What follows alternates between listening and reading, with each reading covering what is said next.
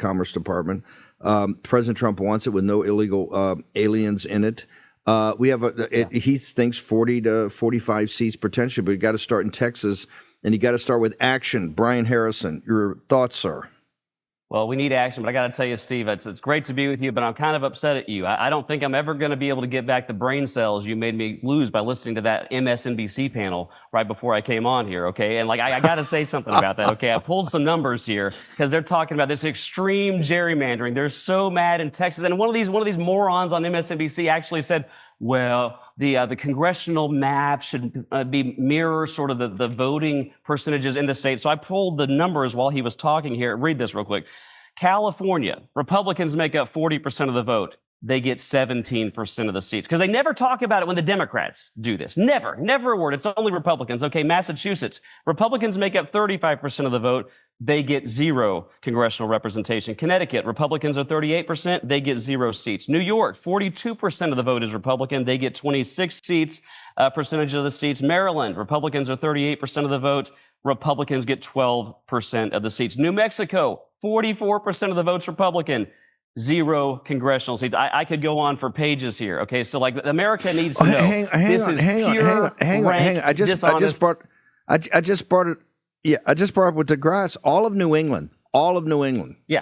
All the states. I think the average is 40%, 38 to 40% of Republicans. There's not one Republican in the entire congressional delegation of the entire New England. Maine, Vermont, New Hampshire, Massachusetts, Rhode Island, Connecticut. Well, and they're trying to make this. There's this whole national narrative that these Democrats, if Texas redraws our maps, okay, something we should have done before now. If Texas redraws their maps, the Democrat states are going to fight fire with fire. They're going to have to respond. Well, not only are the Democrats hypocrites, not only are they dishonest, they're also stupid and they can't do math. The Democrat governor of Massachusetts said that if Texas redraws their maps to maximize Republican advantage, she's going to take on redistricting in Massachusetts. But I guess she doesn't know that she's already gerrymandered every single Republican seat out of the state. So what is her position? She wants negative Republican congressional representation? This is insanity. But no, here's actually the list. Steve, to your point, the following states have 0 Republican seats in the U.S. Congress: Massachusetts, Rhode Island, Vermont, New Hampshire, Hawaii, New Mexico, Connecticut, and Delaware. 0 Republican seats because they've already gerrymandered the hell out of their states. So here's the dirty little secret. Democrats, including my hypocritical Democrat House colleagues that are hiding behind Governor Pritzker up in Illinois, they have no problem with states redrawing their maps to maximize partisan political advantage. They're just mad that a Republican state is finally getting around to doing what their voters want as well. So yeah, so that's the background. Sorry, you made me endure the MSNBC panel, Steve, so I had to say something about that. But in Texas, Brian, hang on 1 second. Hang on 1 second before I get to that. I'm going to take a break. When we come back, you're still going to have to deal with the panel because I got to have you. We're going to take a short break. When we come back, the question I'm going to give you now to think about it is it what Norm Ornstein is? It gives us competitive authoritarianism. Take your number 2 pencil out and write it down. We got a new concept: competitive authoritarianism. That's what we're trying to do here. These guys are beauties. Like he said, they're radical, they're ridiculous, and they're dumb at the end of the day. And that's one of the great strengths we've got. The MAGA movement is not. Brian Harrison joins me again. Brian, Senator Cornyn has just announced that the FBI will engage in getting these folks back, these recalcitrant, gutless Texas House Democrats from Illinois. There's a clip, and we're going to, as soon as we get it booted up, we'll play it. Competitive authoritarianism. What MSNBC? They've kind of become untethered to reality. What are they doing? What is going on here? How they try? They're trying to frame it in what way? I was upset at you at the start of the last segment, and you're going to make me start the second segment still talking about MSNBC. Good grief, Steve. But okay, let's do this. I love it. If that's the new term, competitive authoritarianism, let them run with it, because what these morons don't understand, they accidentally did, if they're going to take that term, It's an admission that the Democrats have been practicing unilateral authoritarianism for the last 10 years because it's been blue state after blue state after blue state that has gerrymandered almost all Republican seats out of their congressional map. So if they're finally saying, okay, wait a second, well, if Texas is doing something like what we've been doing for 10 years, well, now it's competitive. Cool. Thank you for admitting for the first time, albeit inadvertently, to America that you guys have been unilaterally practicing your brute, thuggish authoritarianism for the last decade. So bring it on. I'm happy for this term to stick around. Talk to us now about you did this walk and talk because they still have their parking spaces, which is the lowest hanging fruit.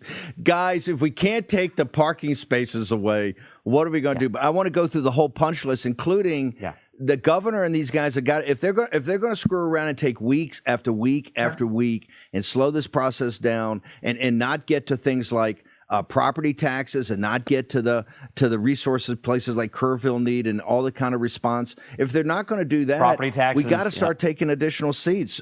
So walk through your punch list of what we have to do, because the posse's up on the ramparts today and ready to roll. So I just tweeted this out a few minutes ago. Sort of my every morning, I'm updating the statistics, okay, on what is actually going on in terms of punishment for the Democrats. But before I get to this punch list, there's two things that I think are the easiest low-hanging fruit. You don't need the courts for this. Number one is the thing I mentioned in the video that you aired, which is like, if the Democrats are going to play hardball, I'm sick of it only being the Democrats, especially in Texas, where establishment Republicans usually do the Democrats' bidding and then blame the Democrats. Okay, time for that crap is over. Hardball.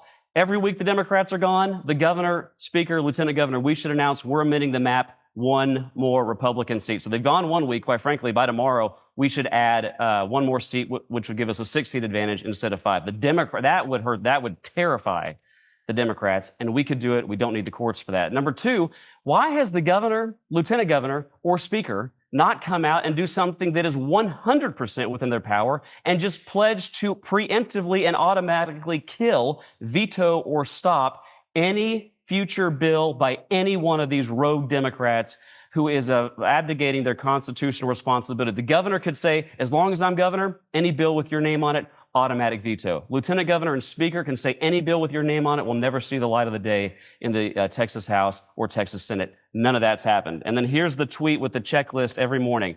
All right, the number of seats that have been ordered vacated. Because remember, there were these big threats days ago. If 3 p.m. Monday or Tuesday, deadline, vacated. Well, how many seats have been ordered vacated? 0. The governor has requested the courts think about vacating 1. But okay, who knows what the courts are going to do? Number of charges filed against any of these Democrats? 0. The number of arrests? 0. The number of budgets that have been cut? We can slash the budgets to their office? Easy. 0. The number of parking spots? If we can't even touch their damn parking spots, please stop with the pretense that you're serious. Seniority. Some of these Democrats have high seniority. That lets them get big palatial offices, plush prime committee assignments. We could strip that away, no problem. Speaker could do it by himself. The number of offices that have been defunded, 0. The number of Democrat staffers that have been axed, 0. Punishments of any kind, 0.